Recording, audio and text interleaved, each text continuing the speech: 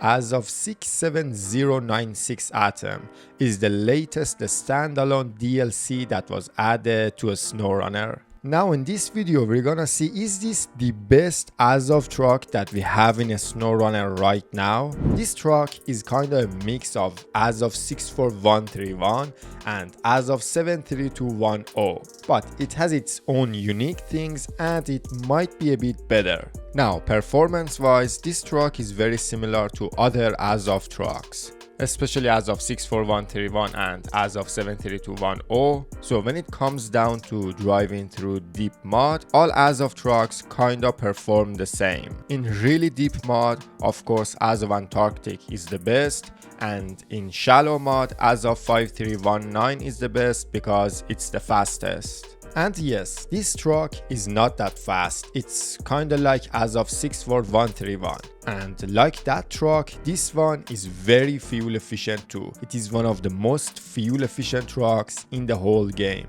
But unlike Azov 64131, this truck has access to more add-ons and more combination of add-ons, kinda like Azov 73210. Some of the things that you can have on this truck is the Azov General Repair and Refuel Unit, which is a unique maintenance add-on, which we get to that later on. But one of the best things that you can do with this truck is you can have the long bed and the crane, and you can attach a trailer to your truck too, so it supports long bed, crane and trailer combo. And let me tell you something, this truck is a workhorse. You can put so many cargoes on this truck and deliver them all at once. It's a bit slow, so you're not gonna get to your destination that fast, but you can put multiple cargoes on this truck. And in my opinion, that's like one of the greatest things about this truck. Now, I've already said that, but this truck is extremely fuel efficient. And on top of that,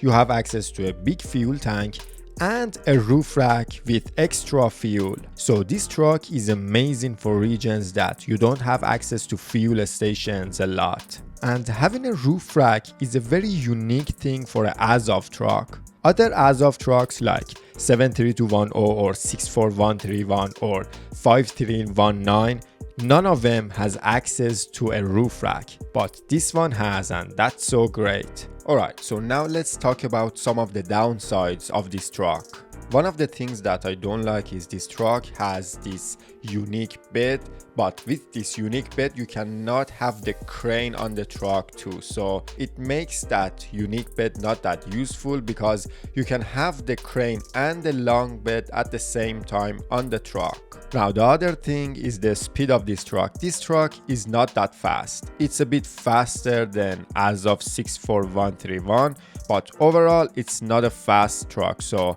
if you don't like a slow trucks, that's going to be a big problem for you.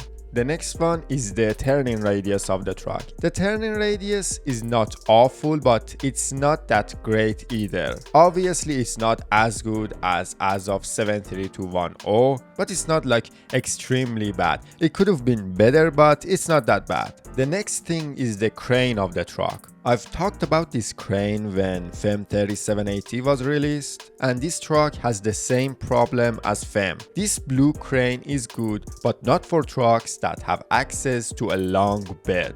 I know Russian trucks use this crane, but maybe it's time to add a better crane for Russian trucks that have access to a long bed, because this crane is just not good and long enough to put cargo at the other end of a long bed. So if you're a person that uses the crane a lot, that's going to cause a problem for you. The only way that right now you can put a cargo at the other end of the flatbed is to put the cargo down on the bed and then push it with your crane. And the bigger the cargo gets, the harder it is to use this crane on a truck that has long bed. So maybe it's time to add a better crane for Russian trucks that have access to long bed add-on.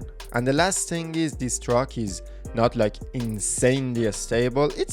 I think it's a stable enough truck to get the job done easily. Sometimes at like these really, when you're pushing the trucks to its limits, maybe it gets a bit tippy, but it's not a tippy truck. But the stability of the truck is going to get better in the future, so that's not that big of a problem. Now let's talk about the Azov General Repair and Refuel Unit. The biggest difference of this maintenance add-on from other maintenance add-on in a Snowrunner is with this one you can have this add-on on the truck and attach a trailer to this truck. When you have the normal maintenance add-on on your truck, you cannot attach a trailer to your truck, although there is one exception, Mac Defense. I have already mentioned that in one of my previous videos. With Mac Defense, when you have the maintenance add-on on your truck, you can still attach a trailer to your truck too, which I don't know again, is it a bug or not, but it's something that you can do. Now, all things considered, is this the best Azov truck that we have in the game? I think yes, this is the best Azov truck that we have. With this Azov truck, you have access to a roof rack, which is very unique for an Azov truck. It supports long bed, crane and trailer combo, which is very good. It's very fuel efficient like Azov 64131. You can have a good combination of add-ons on the truck like Azov 73210. And the performance of this truck is not that bad either. It's similar to other Azov trucks. It's not as fast as Azov 5319 and not as good as Azov Antarctic in deep mud. And it's a good standalone DLC truck. I think it's the second best right after Zik 612H. I'm not gonna tell you to buy this DLC or anything like that. It's your money, you know the best how to spend it. But this truck is overall a good truck that could help you in a Snowrunner. Now, it's not a unique or a special truck that outperforms like every other truck in some specific thing, but it's definitely a truck that you can use a lot in most of the regions. And especially if you're a fan of slow and steady trucks that don't run out of fuel, or just to make it easier, trucks like Azov 73210 or Azov 64131, then there is a high chance that you would like driving this truck. Now, there is one last thing that I want to add. I don't know how to tell you this, but driving this truck really feels good.